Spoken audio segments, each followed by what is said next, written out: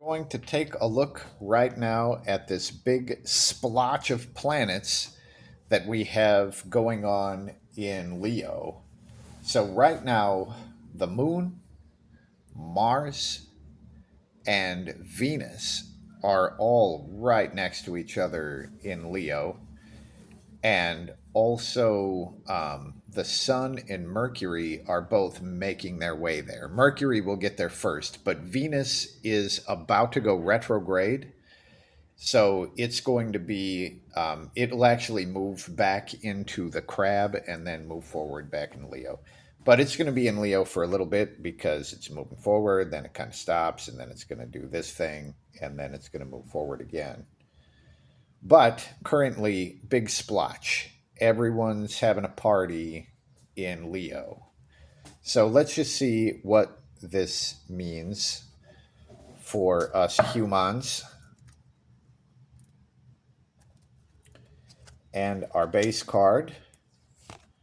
Well, look at this. So our base card is a six of swords, which this is a root card. It basically shows either a good opportunity or a need to mentally separate from stupid shit. Stupid shit. All right. Now, the main card coming up on top is a Two of Cups, and this is not a harmonious moment. Let's just see what's on either side of this two so we can get some context on this. Oh, geez. Oh, geez. All right. Now we're starting to see why the Six of Swords on the bottom is showing maybe a need to mentally separate from stupid shit. Now, the reversed Nine of Swords. I've actually learned a little bit more about the Nine of Swords because of the Tattoo Tarot. But the Nine of Swords, anxiety. This is thinking about something and just going around and around in your head about something that you actually can't do anything about. And here it shows the sleepless night, and it's all mental energy. Nothing is actually being done, so it doesn't get a chance to resolve. When this thing is upside down, it really shows how it's fucking being projected, right? It's being projected at you. Now, looking back at the six, I think a lot of this is probably environmental. There's probably a lot of stupid environmental shit that is going on around us that we're like, whatever, just get me the fuck out of here, you know? Now, first, I'm going to go deeper into this Nine of Swords. The Tattoo Tarot taught me that the Nine of Swords shows something, the reason that we think about it over and over and over again is because there is no logical solution to the problem. And if you actually want the solution to the problem, you have to open up some other sort of perception. Be that the third eye or fucking, intuition or like whatever. But your nuts and bolts logic, just trying to figure it out like a puzzle in your head, does not do any good. And in order to actually solve the problem, you are going to have to open up to a different type of perception. Just like this person with this little goblin thing on their back, they might not reason that there is a goblin on their back, but if they open up the perception, then they would see this little critter back there, which, if that were actually true, then we'd have to figure out a way to banish the attachment, which is totally doable. But anyway, so there's all of this projected anxiety that cannot be solved in our heads anyway. And here we have this disruptive moment. I may have witnessed this recently. Couples kind of being at each other's throats for no reason. Stupid shit. But this might be just what's happening now. And as on the other side of it, as it moves forward, we get the devil. So this would be maybe an argument that would turn into something much bigger, an obsession of some kind. But considering all of this, this is going to be really important. And it's mental separation from any sort of stupid fucking bullshit. Let's just see what the Tattoo Tarot has to say on top of this. And we get a King of Wands and a Four of Wands. Now,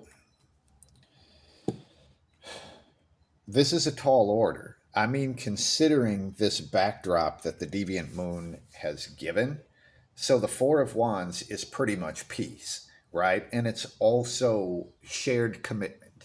And the King of Wands is kind of the ultimate sort of role model. So th- this would show maybe the need to try to create some sort of stability around you. And the King of Wands, I think, is really just talking about here, there might be some mudslinging and it might get fucking really intense when we move forward toward the devil. But with this Four of Wands and the King of Wands, I think this is really saying don't get involved. Don't do it. You know, try to be the one that doesn't do it. I mean, show the people who are fucking with each other how not to fuck with people by just being the example that you would want to set. Let's see if there's one more that wants to come out of here. And we get a Knight of Cups. Interesting. Going back to the Six of Swords and the two images that are sticking out to me on this Knight of Cups. Number one is this compass that is on the bottom of his shirt, and then the bird, right? So we've got the compass and the bird, and here the Six of Swords is showing the person in the airship getting away from the really disruptive land. But this might be a good time to literally separate, to, you know, take your compass, fucking fly somewhere, like get out of there if you have to, if there's so much disruption around you. And here's the thing about this. If we're talking about all of these planets like in a clump, in this case in Leo, it's gonna be true for a while. This isn't like just a day or two. They're gonna be in there. Mars is gonna be in Leo for for like a month and a half. I think still, and Leo is or Venus is going to reverse, and then it's going to go back through. So it's going to be in the Leo Cancer cusp at least for a while.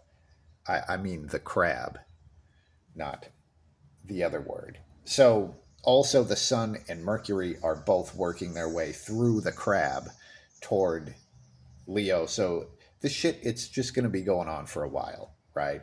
For probably about a fucking month. This is probably going to be true.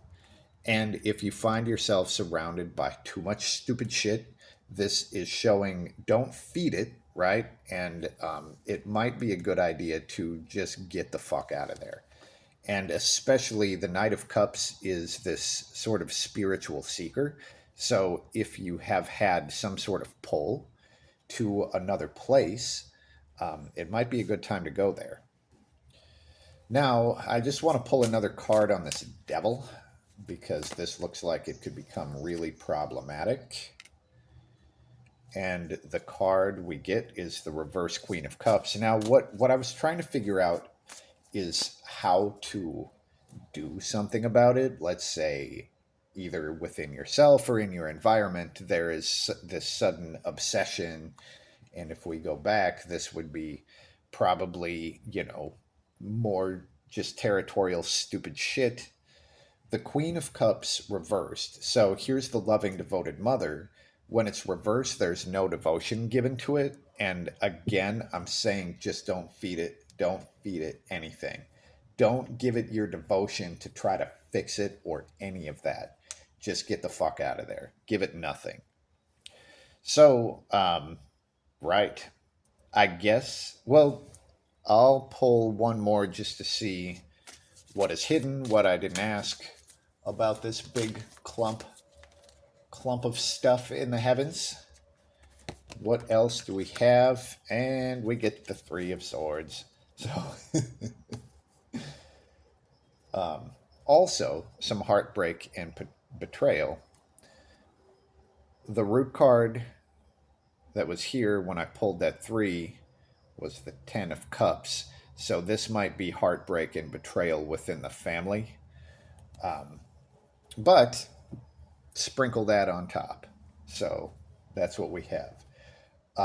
Get the fuck out of town if you can, and just don't feed the fire. It ain't gonna help. And if you are running into one of these where you think about something, you're trying to solve this problem, and you come up with nothing, it's not something you can solve with your head. You have to open up to different layers of perception. All right. Peace.